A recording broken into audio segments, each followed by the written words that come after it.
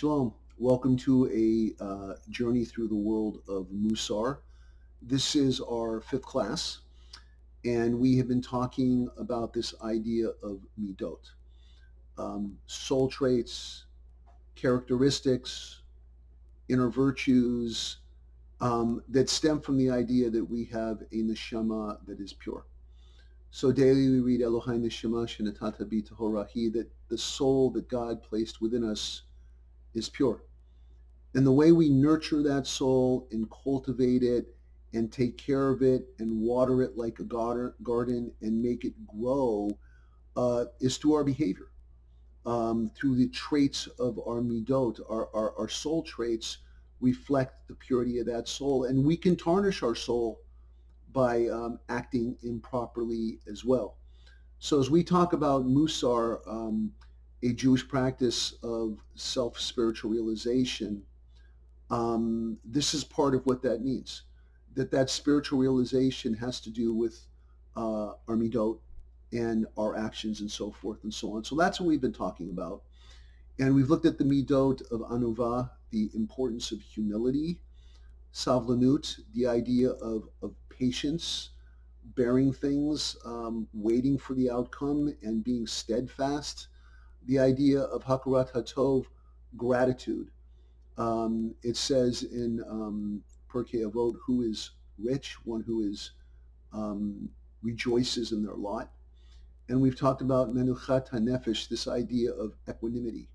Equanimity is calming the mind, even in difficult situations, allowing the calmness of the mind to lead us forward in our interactions with life. And I want to look at midot today from a little bit of a different perspective. I want to look at it from a negative perspective. What do I mean by that?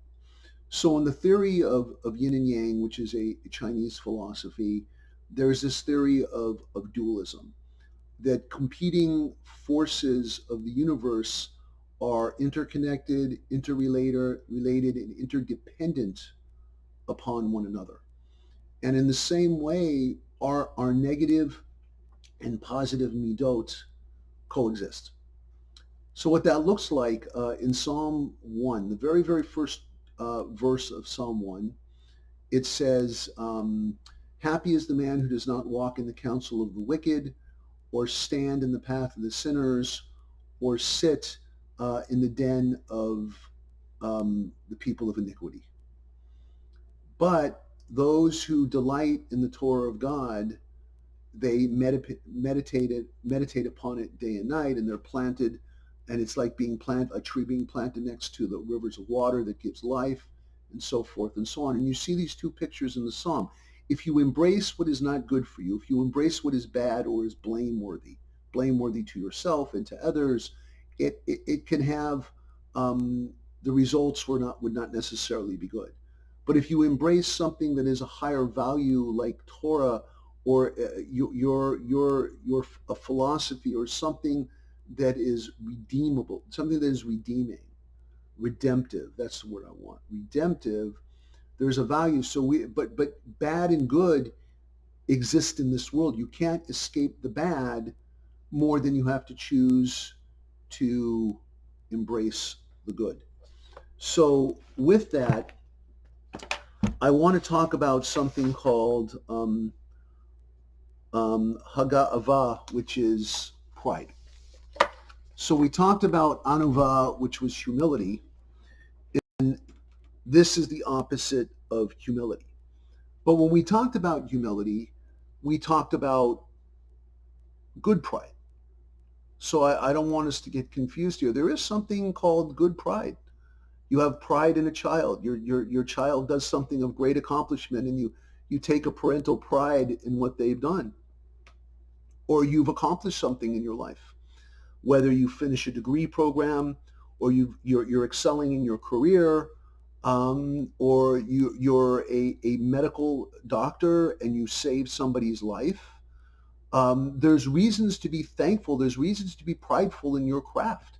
There's nothing wrong with saying, yeah, I did a good job. I excelled in this, and I am proud of myself. I am proud of another person But that's not the type of pride that we're talking about. We're talking about a negative pride. So again, we have the Yetzer Hara and the Yetzer Hara Tov, and these two things simultaneously coexist. So why is it important to discuss the bad and the good?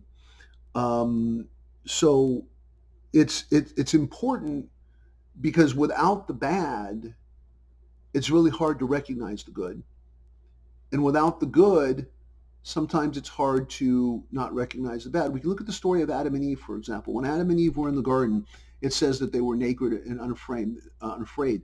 They didn't know right from wrong. They had no busha. They had no shame. They had nothing.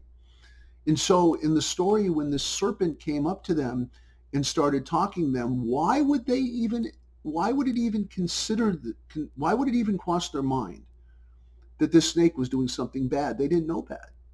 They didn't know evil. They didn't know a con. They didn't know any of that. They had never encountered that. They had a life that was naked and unafraid. And it wasn't until that they encountered the bad did they understand what good was. I mean, that's a whole nother story, but it's the same type idea. We understand good because we understand bad. And we understand bad because we have a standard of good that guides us. So what do we mean by pride here? How does that work? I'm going to read a quote out of Bechaya Bar Yosef's book, Duties of the Heart, which we've looked at several times so far. And this is what he says about pride. Any pride that derives from something physical drives humility out of the heart. It is impossible for both traits to reside together within the same heart, since one precludes the other. So we already said that there's nothing wrong with the right type of pride. So what do we mean? What type of pride is this? This is the type of pride that says, I'm better than you. This is the type of pride that said, I can do this better. I know the right way. Your way is wrong. This is the type of pride that says, look at my accomplishments. Look at what I know. Look at everything that I've done. Look at how much money I made. Look how big my house is. Look at what type of car I drive. Look what type of clothes I wear, etc., etc., etc. Look at what school my son goes to versus your son. My kid's in Harvard, your school's at a junior college. Pride is physical in nature. It's what I have is better than yours. It's not my dog is bigger than your dog. It's deeper than that. It's a pride that does battle and will defeat a sense of humility if you let it go that far. So pride is actually looked at as an enemy. It says in Psalm 36, let not the foot of pride overtake me, and let not the hand of the wicked drive me away. So when it talks about the foot of pride, it's talking about the foothold that pride can have in our heart or in our mind or in our emotions. The idea of anuva, humility, what did that say?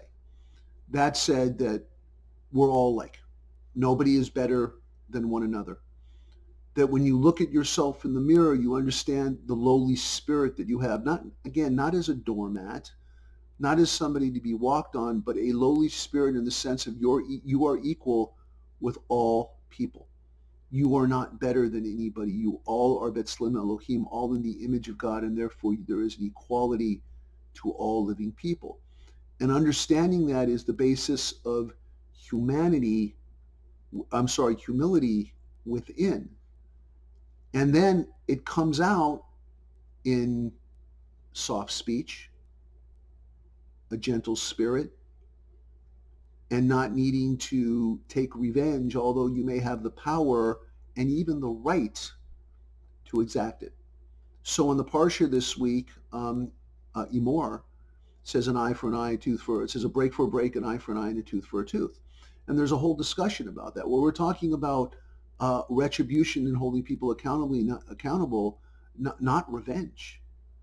And when we lack humility, we seek revenge. And so revenge is described Or so humility is described by an inner spirit that manifests externally.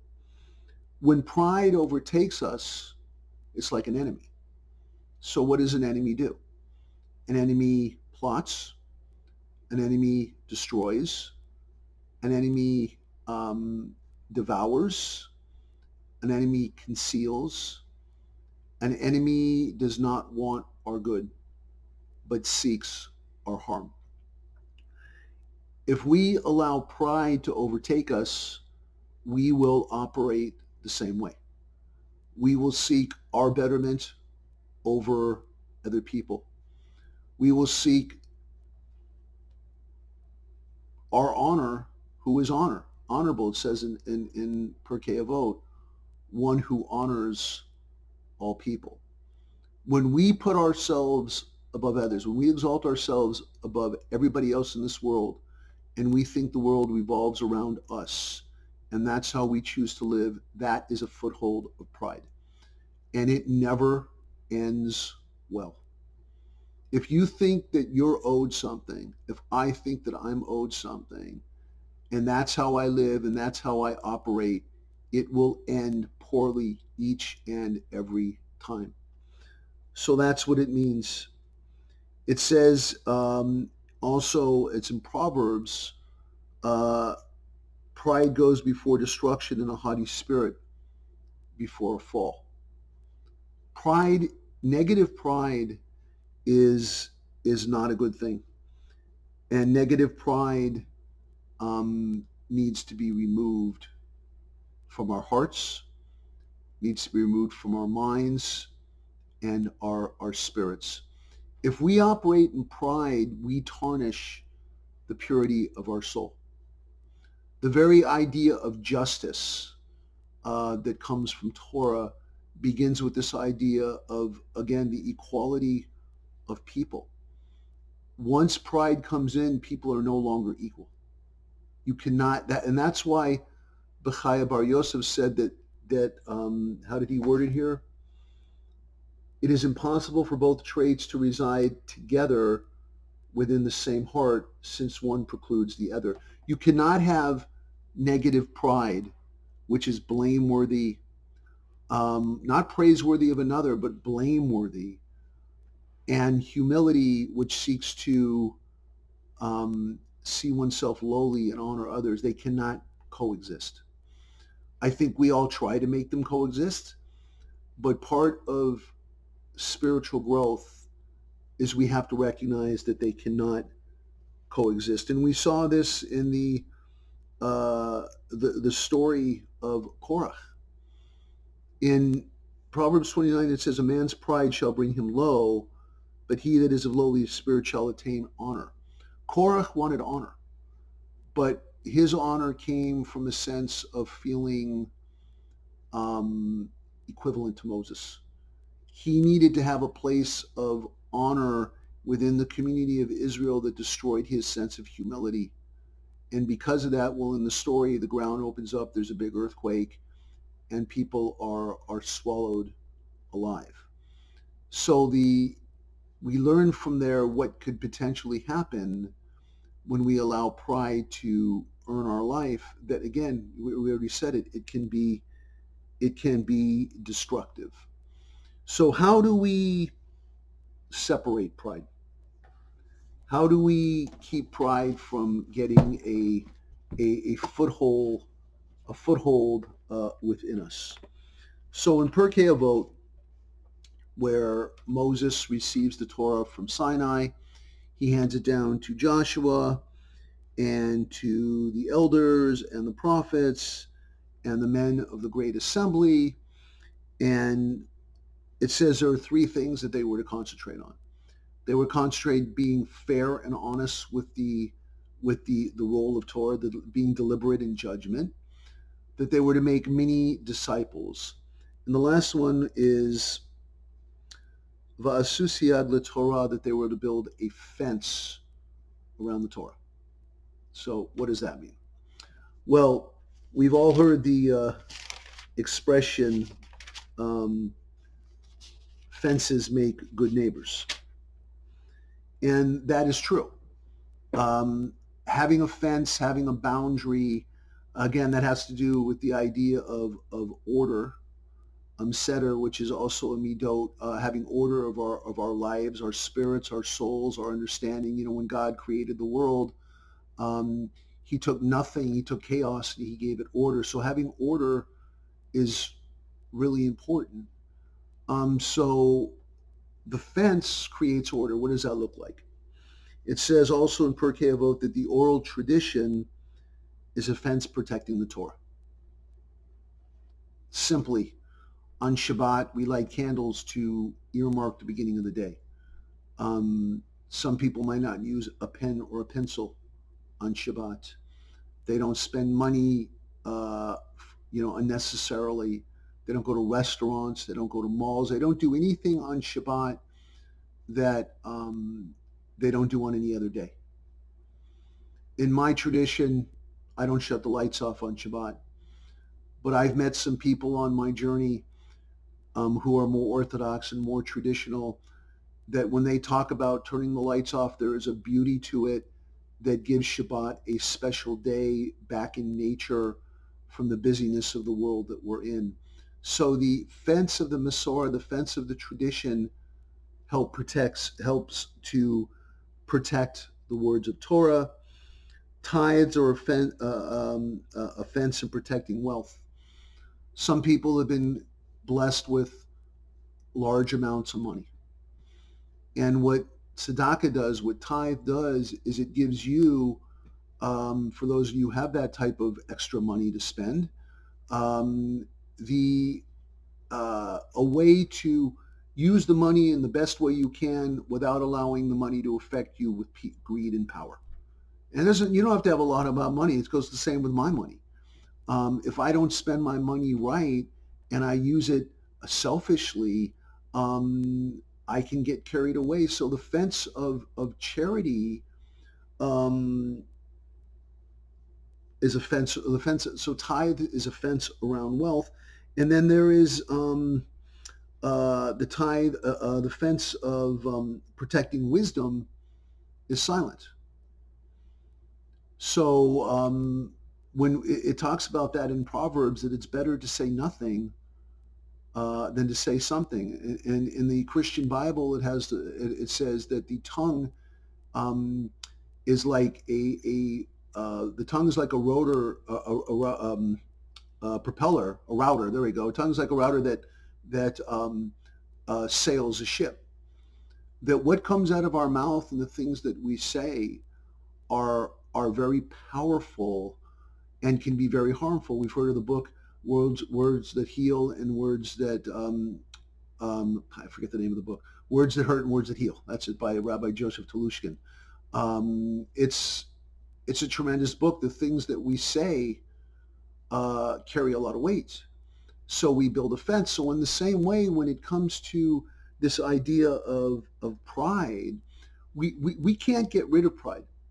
Um, it can't go anywhere. Haga'ava is part of our lives. It's always going to be there. So we have to learn to manage pride. Again, the good and the bad exist simultaneously. And we have to learn to um, um, balance those things. And we have to build a fence, because that's the only way to keep pride out of taking over, is by keeping it out. So when we deal with negative midot, the way we deal with negative midot is by constructing a fence to keep them away from us. But I mentioned shame, busha.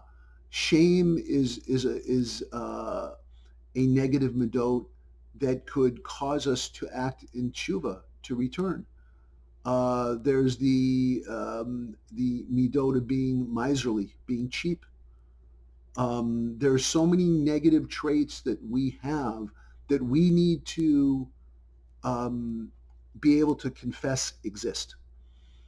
And then once we realize they exist, we learn how they operate, and we build up a fence to keep those things away from our heart and the purity of our soul. If we don't build a fence, they will impact our hearts, they will impact our minds, and they will tarnish our inner being in a way that we don't want them to be tarnished. So in recap, what we've done with the Midot is we've looked at them as soul traits. They're mainly positive. There was a lot we didn't look at. We didn't look at emet. We didn't look at truth. We didn't look at rachamim. We didn't look at shekicha. We didn't look at silence. There a lot that we did not look at. And they all serve their purpose, both the positive and the negative. And I just want to encourage you as you look at your midot that you interact with them properly. I would like to think that the reason why you're watching this and the reason why you've embraced Torah is you do have a higher value of a sense of spirituality in your life. And the Torah is a tool, is a way to understand the divine, is a way to inculcate it into our lives to lead us upon the path and the direction that we want to go. And I really want to encourage you as you look at your midot, ask how Torah can assist you in where you want to be on your journey. So with that concludes our second section of the journey through the world of Mussar. This section being the Midot as a pathway to our destination. And what we will do next time is we will look at the idea of Mussar itself. How does Mussar as a discipline work for us along this path of spiritual self-realization? So with that, I hope you're doing well and you're staying safe. We live in a world right now of a little bit of uncertainty, but this is a time that we can use to grow as human beings. We can make that choice to grow during this time. So I wish you well until the next time I see you, or in this case, I guess you see me. Okay, bye-bye now.